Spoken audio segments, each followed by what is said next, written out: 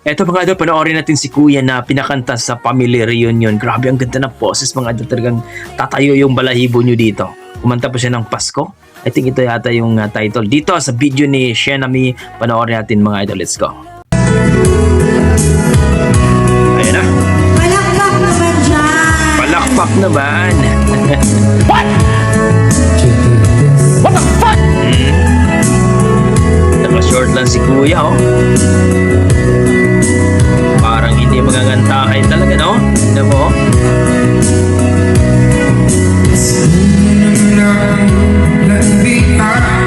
What? Wow!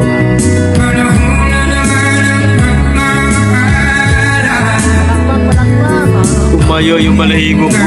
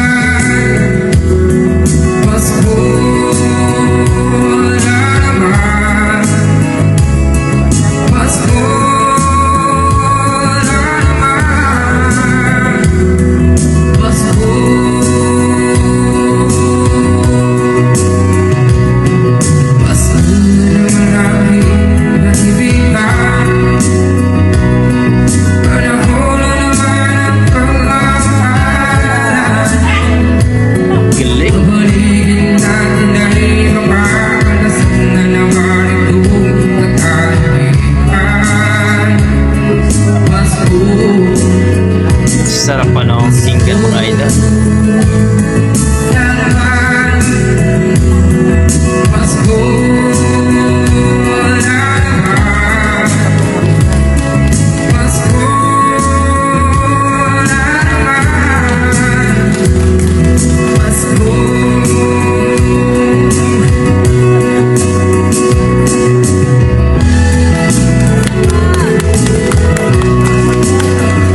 Galing, no?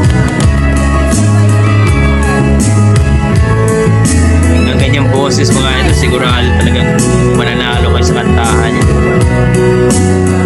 Ganda ng boses na bubuhat talagang ang sarap pakinggan talaga.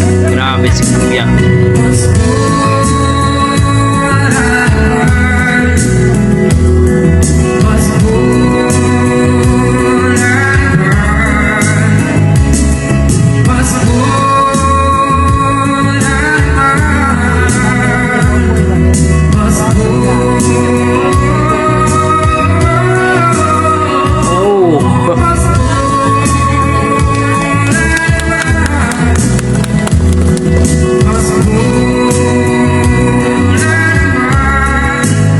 Galing.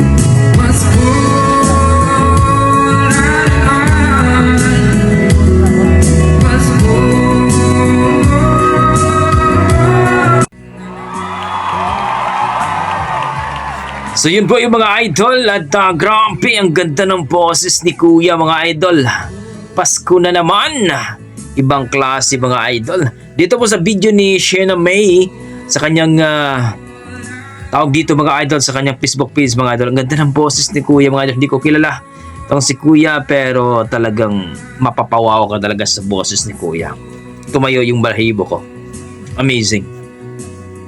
Sometimes lang tayo makakarinig ng ganitong boses mga idol na buong buo at talaga ang sarap pakinggan, sarap sa tenga mga idol.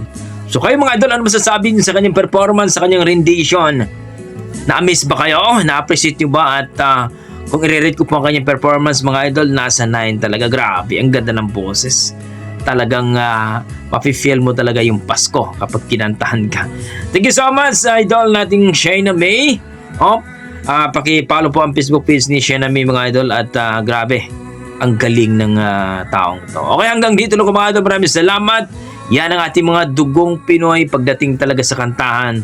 Halimaw talaga. Grabe. Na-amaze ako dito kay Kuya. Okay, God bless mga idol. Ingat po kayo.